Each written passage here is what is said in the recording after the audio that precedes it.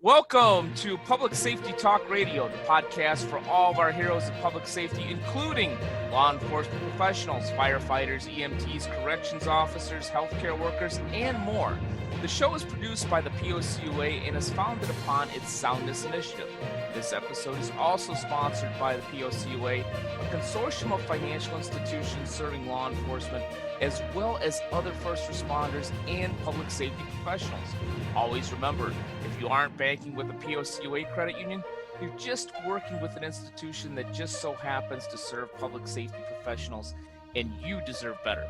I am Ken Bader, your host for Public Safety Talk Radio, and I have a really intriguing guest here today. Her name is Rhonda Y. Williams, and she is the stress-free leader, and she has a lot of experience in healthcare and has a really interesting take and program for law enforcement. So we're going to cover a couple of public safety arenas here, if you will. Rhonda, welcome to the show.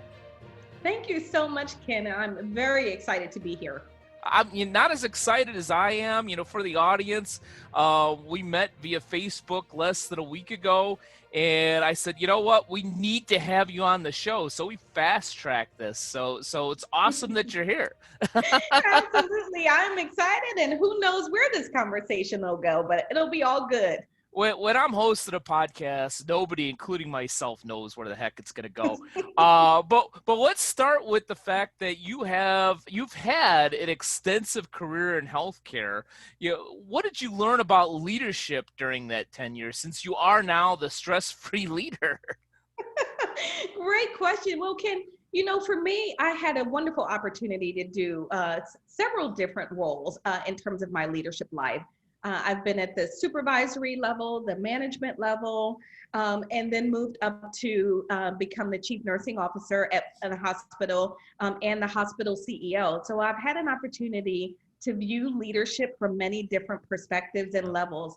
And what I learned about leadership is that it is incredibly humbling, can be very, very inspiring, all while being one of the most challenging roles oftentimes we face in our adult lives. And so for me as a leader, I really learned that I had to get real with myself.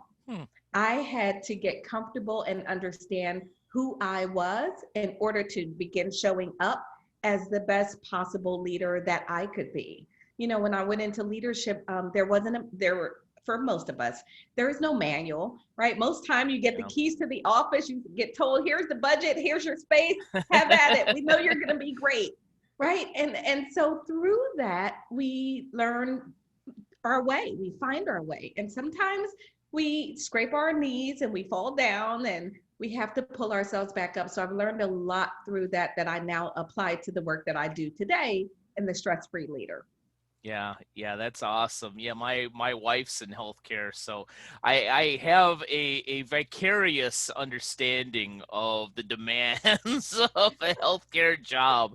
I won't know it personally because I've never been in it, but I feel your pain or the possibility of pain, because obviously you've found a way around that, and so you branded yourself, which I think is very wise, as the stress-free leader. Is that even true? Can we even have that today in the days of COVID and unrest and everything else that we got going on today? Well, there's two answers to your question. So is it possible to really be stress-free? Technically, no, but practically, yes. Okay. Technically, no, practically, yes. So technically, of course, I back up and I think, well, what is stress even, right? The stress is the body's response to demand or challenge. So we know that there are going to be stressors in our life. It's a natural part of who we are as human beings. So that being said, the practical aspect of stress is what we have to do our very best to manage. So practically speaking, we know that there's good stressors. You're getting married, you're buying a new house, right? That's stress, but it's that good kind of stress that can help you focus. It can be motivating. But the stress that I focus on working with leaders is the stress that becomes chronic, overwhelming, right? The demand just gets really heavy where you sort of get the feeling that the elephant is sitting on your shoulders all day and it just won't leave, right?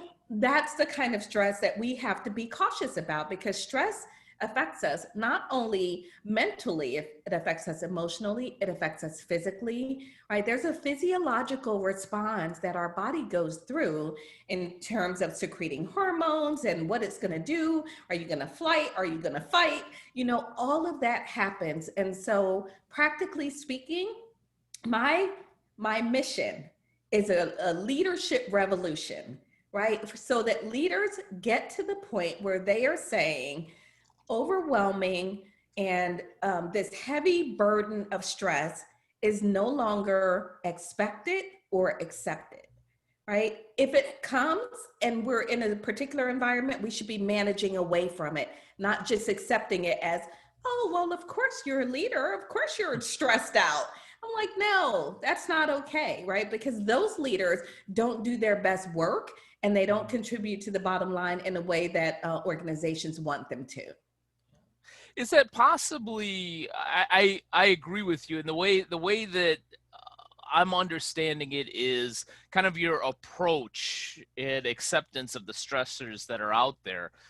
Because as most people will teach, and you probably do the same, you have that half second between stimulus and response. You Right. could choose, and I've seen this too from family members and so forth, people that have had cancer that have chosen to be positive, have chosen to not stress about their illness or stress about a bad Mhm. situation, and have chosen to live life per se.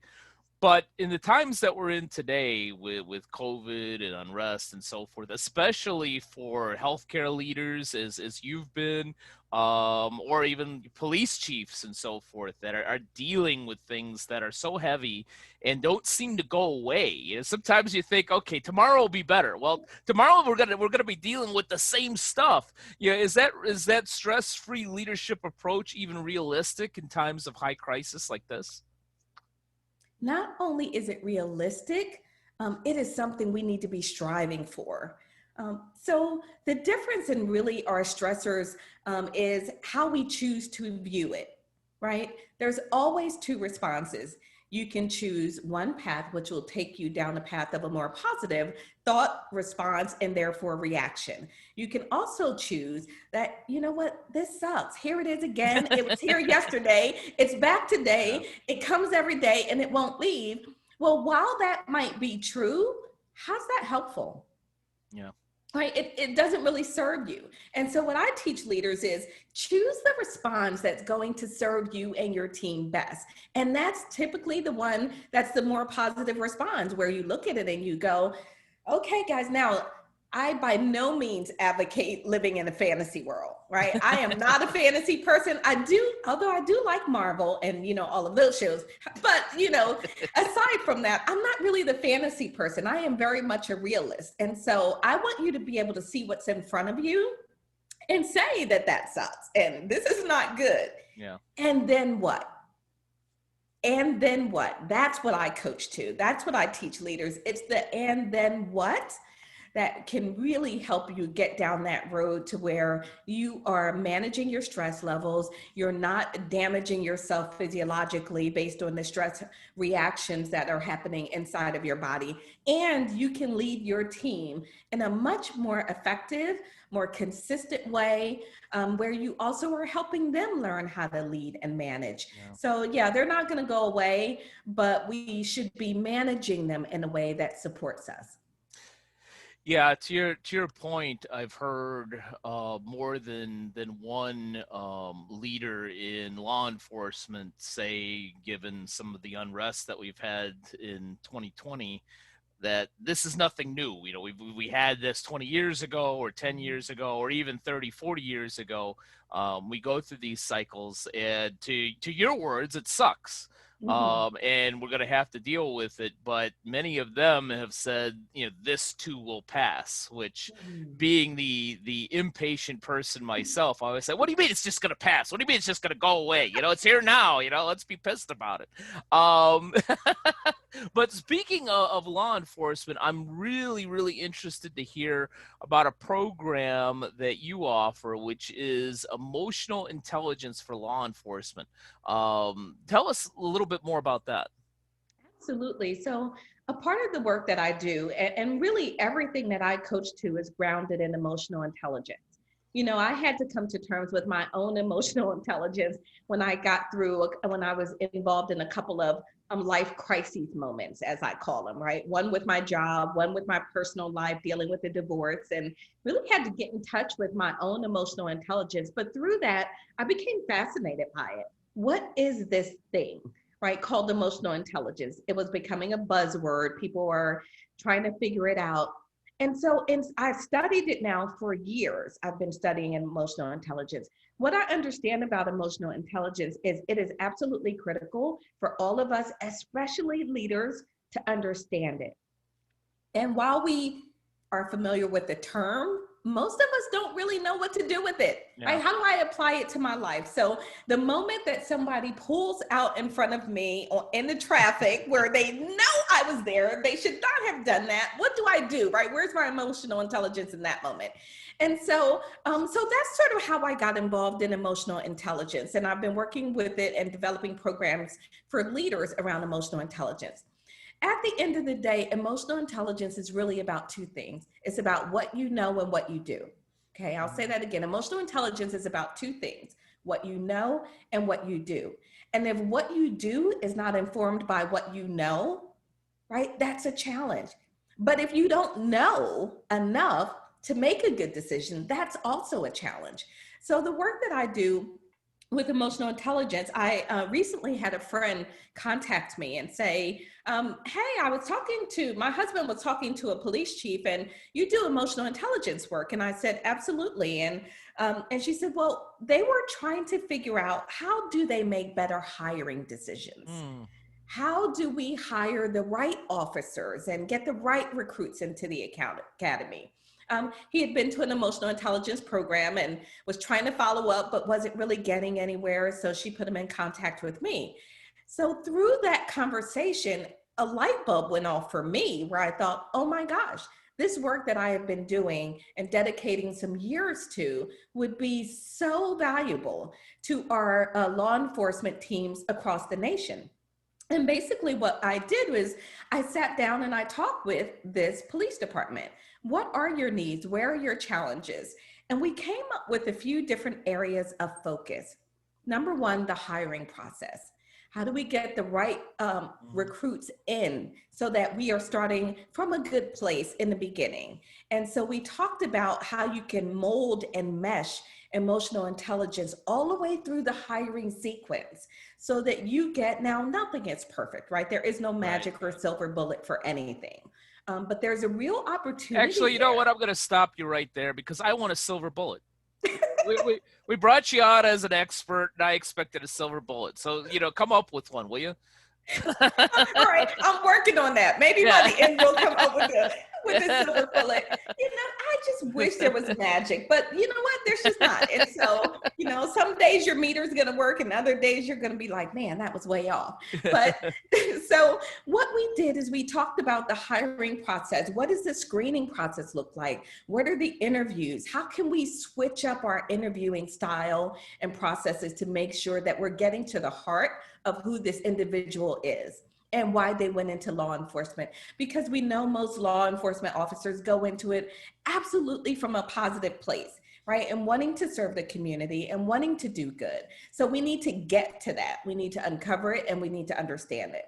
And the psychological test, as they were explaining to me, doesn't quite get you there, right? It gives you some information, but it doesn't necessarily give you enough. So we've got that element. And then we said, so what happens when we hire them, right? When they're in and they're now going into Recruit Academy, what information do we need to give them so that they are better able to access their emotional intelligence on demand, in the situation, in the moment? And so we talked about bringing this emotional intelligence training into the academy. Right? Bringing it into the academy, giving them an introduction, helping them understand who they are and how they respond and react to stress, which could be either contributing to whether they get home at night safely or whether someone else does, right? And so you go into the situation with the goal of having everybody make it home safe. And then we need to be responding accordingly to make sure that that happened. So we talked hiring, Recruit Academy, and then we went to performance management. So what happens when we have to coach behavior? What happens when we have to help someone get better? And so we went through all of these elements. And then the final element was, how do I help my leaders so that they can better support this, in the organization and with our recruits, and as they are doing, the training and following up. And so we developed, basically, in my conversations with them, I developed a program, and it's called EI on Patrol. And it's really bringing those components of emotional intelligence into where they can be applied practically, right? And on an ongoing basis, because as I mentioned earlier, there is no magic. This is about work. It's about developing a set of habits and behaviors that are going to serve you and the community well. And we need to work towards that. Now a word from our sponsor, the Police Officers Credit Union Association. The POCUA can suggest a credit union that serves public safety professionals in practically every state in the country. One state we definitely have covered is Colorado. Rocky Mountain Law Enforcement Federal Credit Union has been serving members of Colorado law enforcement and their families since 1938. They're more than a bank.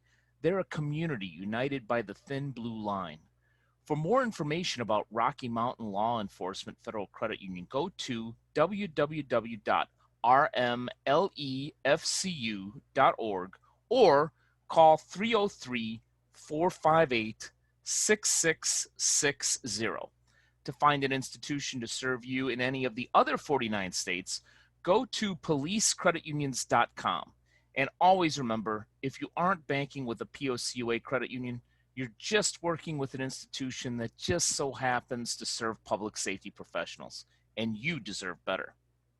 It's interesting because I too have done some research on emotional intelligence, or as some people call it, EQ, emotional quotient. And I learned the hard way over probably a course of at least a decade, probably 2 decades, that despite my IQ, my lack of EQ kept getting me in trouble, to use my Chicago phrase. When somebody was being a jagoff, I felt that they not only needed to be told that they were a jagoff, but I was the exact person to make them aware of that fact.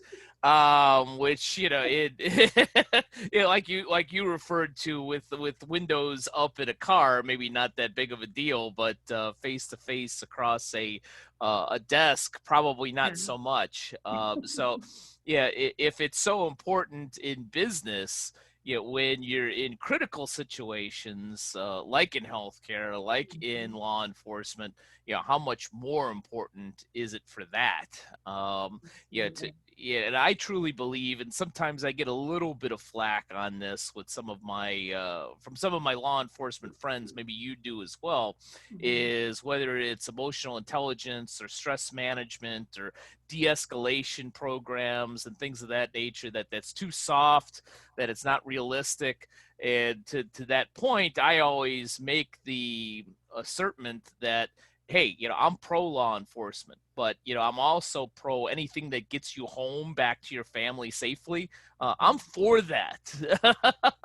Do you get some of that flack too, in that, hey, this is too soft, this is too woo-woo, this isn't the real world, or do you find quite a bit of acceptance in this emotional intelligence concept in law enforcement? Well, we do get a lot of that. And I think we understand why, right? Because it's a mindset. It's the environment that we create and we teach to. And so there's an acceptable way, to sort of approach these things. However, we are dealing with people always. And what do we know about people? People are emotional creatures. So let me ask you a question, Ken. Do you consider yourself a logical decision maker or an emotional decision maker? I'd like to call myself logical, although it isn't always like that every day. Well, here's what we know, and this is what research tells us. We are all emotional decision makers. And I'll tell you a quick story. So there was a psychologist who was working with a patient that had a traumatic brain injury. And the traumatic brain injury did not affect his prefrontal cortex, which is where all of his main thinking and that sort of executive function takes place. It affected his emotional control center. So they thought, okay, he's good. He can still process and things. So he's having, the psychologist got a call from the man's wife and she said, something's not right. And he said, well, what do you mean? And she said, well, see if you can figure it out, right? He's going to have a session with you. It's coming up. So they're in session. They have a normal conversation, a great discussion. And at the end of the discussion, the psychologist says, okay, so I have next Wednesday and next Thursday open at the same time. Which one works for you? And the gentleman goes, And the psychologist is thinking, this is not that hard. Right? This is not difficult. Wednesday or Thursday, which one, works? He was, you want a cupcake or a muffin? This is exactly. A simple decision. Yeah.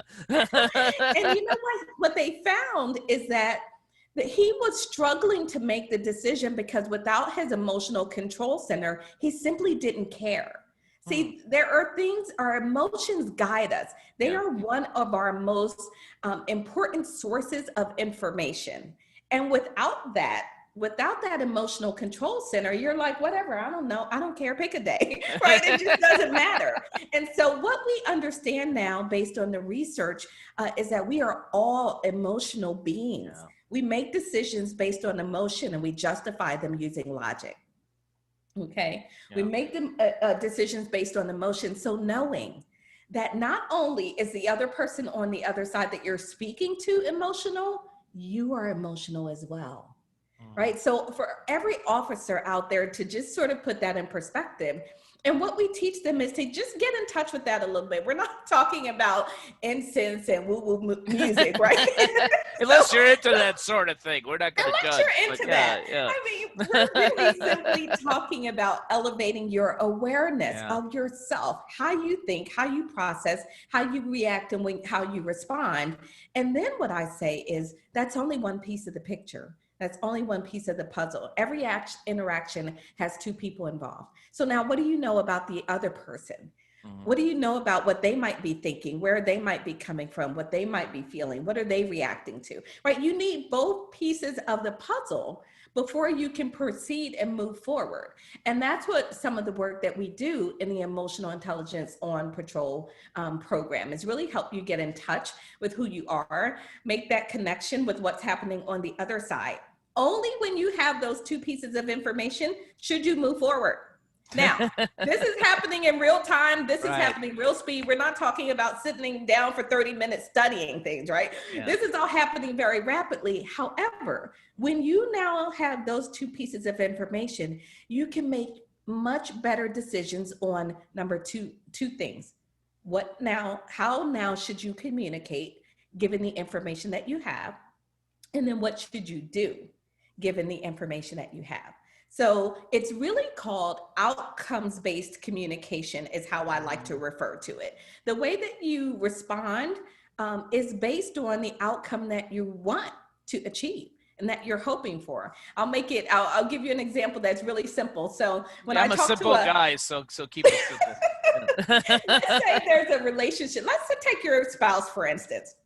And maybe there's a little bit of arguing going on and you're going back and forth and you're like, oh my gosh, I am so tired of this arguing. And I say, okay, so what are you feeling? Well, I'm sick of this and this is happening and I'm just fed up to here. And I say, okay, so tell me a little bit about your wife, right? What is she thinking? What is she feeling? What is her perspective? And then I said, is she doing it on purpose? Well, no. But still, we've talked about this, right? And so we're going to go back and forth, but we're going to get both pieces. And here's the piece I'm going to ask you. I'm going to say, what do you want to come out of this? Right? And you would say what? A peaceful home. Exactly. And so now, given the fact that you want a peaceful home, now I take you through the process of your communication and your response. So what you are saying and what you are doing, and how is that contributing to the peaceful home? Because if you are contributing to the argument every day, you're kind of working against your goal there, right? Yeah. And so it all lines up and it all makes just so much sense. But I think we've overcomplicated emotional intelligence. And at the end of the day, my goal is have officers, leaders be able to leave my session and say, I know what to do like right now. You know, in the next moment, if I'm faced with a situation, I have an additional set of tools that, again, is not a magic one-stop fix-all, but it equips me much more than I was equipped before. Yeah, there's something to be said, whether it's at home or out in the street, with that half second between stimulus and response. Yeah, And certainly we're not talking about a perpetrator coming at you with a weapon exactly. as a police officer. That's a completely different ballgame. But, when you have somebody who's upset, choosing to do something other than what you emotionally want makes Right. so much of a difference. And having that, where you talked about awareness, and I've seen psychological papers and theories that even with smoking, that Yep. one of the actions that they take with smokers to begin to get them to stop smoking is they say, light up a cigarette and take a puff. Mm-hmm. Yeah, they're always kind of looking around. It's like, I'm supposed to be stopping. Yeah, I'm here to quit smoking, not continue the habit. And you're telling me to light up a cigarette, but they tell them to light up a cigarette and take a puff, and then to tell their psychologist or whoever's helping them, now, what do you taste?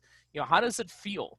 And more times than not, they say, this tastes like crap. And it's just that moment, you've gotten so used to just having and doing that action that you never really thought about, in that awareness of, this really doesn't taste that good. Why am I doing this to myself? And I think certainly, and I've heard of other programs in the academy, like yours, that are so valuable to recruits. But we need to keep teaching this, because I've seen a number of times, again, vicariously. I've never been a police officer, but you learn the right way, and then you don't go through this training for 10 years, and you Exactly. forget all that. You've lost that mental muscle memory of, okay, I really shouldn't be yelling at this guy, that I could make a different choice, and even if for no other reason, to make it easier on myself. So Exactly. So how do we keep this training going throughout a law enforcement career? It's such an important question because um, so learning theory says that the initial information that you give only gets you about 20% of the way there. Right. Right. So if you're hoping to change behavior and you're simply going to give someone a webinar or some information and walk away, you're not doing it.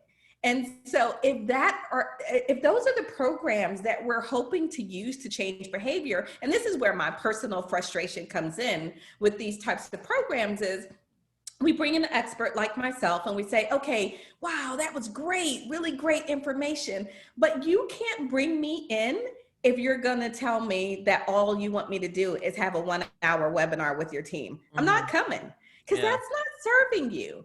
Right. Yeah. And my purpose is to serve and to support and to help you have officers that feel more equipped than they did before I came. And I can't do that in an hour. Right. Yeah. And so the way that we continue this is we follow up, so we integrate it. And now, how are they being coached by their leaders after I leave? Right? How are the commanders, and how are they having the conversation and following it up? And how is it embedded in the scenario training? How are we then having it included in the performance management discussions that we're having? What does the annual training look like? Because you can't have this be a one and done, because they say that 70%, some go to 80%, 70 to 80% of what we do is habitual. You don't even have to think about it. right? If you had to think about everything that you did, your brain would go crazy, right? I don't really need to think a lot to walk up the stairs. I kind of got the rhythm, I know how to do that. And if I didn't have that, my brain would be going, oh my gosh, one more thing you're asking me to do. So we have to develop habits. We have to get that, as you referenced earlier, the muscle memory. Well, one session doesn't do that. It's repetition. It's following up. It's having those conversations. It's saying, tell me about an emotional intelligence moment you had at home with your daughter or your son, or right. It's forcing that application of the information. Yeah. And that's how we get this to make a difference. So for those teams that are really looking to make a difference, you've got to embed it. You've got to integrate it. I have a model that I call the transformation model. And the model that I use is, it drives me just a little bit crazy when people say that information is power. Just a little bit, right? It just tweaks me just a little bit, because information is simply information. Right. If you don't do anything with it, you haven't done anything, right? So it's not really power. It's just, I mean, I have information all the time that I don't do anything with. I know I shouldn't eat French fries, but I love them. And so I eat them anyway. Kind of like me and pizza, but go ahead. Exactly, right? And so the information, sort of the transformative model is, it starts with information, right? So you get some information, you get a piece of knowledge. The next step is application. So how does it look to try this on, right? To see how this feels, to begin to play with the skill set a little bit. You go from application to integration. And now I'm building it into what I do. I'm making it a part of my routine. I've got it as a part of my thought process. And the more you continue the integrative process, then all of a sudden it really becomes that muscle memory. Now I don't have to think about it. Now it's second nature because I got it. That's transformation. So from information to application, to integration, to transformation. That's how you change behavior. That's how you give your officers an additional skill set. That's how we make emotional intelligence something that we can use instead of this cool, fun buzz term that no one knows what to do with. Yeah, exactly. I hear of this whole defunding the police crap every once in a while still, and I always say, you know what, we need more funding, frankly, but we need more funding not for weapons and training for being on the street, but more of this, whether it's your program or Sean Wyman's, Beyond the Call program, or Olivia Mead's Yoga for First Responders. We need more of this so that, maybe we not only have things that are going to be better on the streets for these guys, but also maybe lower some of this divorce and domestic violence and all this other stuff that we've got going on with our law enforcement professionals. Well, I know you don't have a silver bullet. And I know that it takes more than a webinar to really help. But if you were to give number one tip for our stressed out police officers, healthcare workers, firefighters, and other public safety professionals out there, what would that number one tip be? Yeah, I think if I had to give one tip, it really would be to pay attention to how you feel. Yeah. Pay attention to how you feel, because it really is truly one of the greatest sources of information you have at your disposal. Whether the feeling is being overwhelmed, being frustrated, being jealous if I see a new Corvette, right? Whatever that feeling is, it's telling me something. And if you pay attention and you tune in, then you can do something with the information that you're being given. Yeah. But it's when we dismiss that and we don't pay attention and we just continue our habit and our routine that we really can get caught up. And I want to go back to something that you said, because you mentioned defunding the police. Talk about emotional intelligence, right? It's a very poor choice of words, right? Every one of our communities needs police. So what in the heck does that even mean? Right? Nobody wants to defund the police. I get what they're trying to say, right, but it was very poorly said. And when you're talking about emotional intelligence, it's about being a little bit more intentional with your word choices. It's about being more thoughtful in the way that you communicate. Hey, I'm a Black female with 3 Black sons. I get it.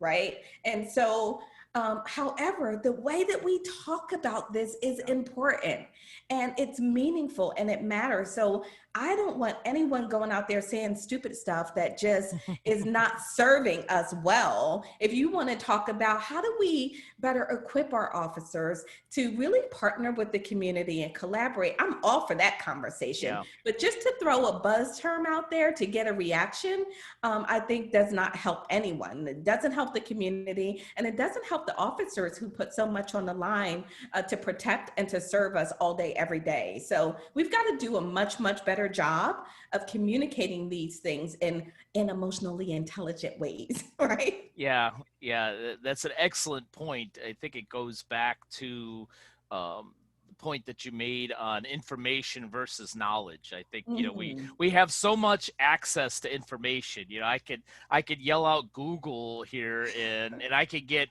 basically any fact that I want, but it doesn't mean that I'm going to turn it into knowledge. And I think that when you say something like defund the police without any plan or logic behind it, Yeah. it just serves as being more divisive. To that point, I've asked many people, usually it's on Facebook, which is not good for me, is okay, well, and I come at them with logic and not emotion. It's like, okay, well, if we did that, then what is the plan? Well, I don't know. It's like, well, then, it's like, I'm all for talking about it. I think that there needs to be massive change, and I think it's an opportunity for change, but don't give me a phrase and then not come back to me with some logic or plan to it. If you have the latter, then great, let's talk about it and let's make some change instead of just simply putting that out there. Rhonda, I could talk to you for hours and hours. Such an excellent, insightful conversation.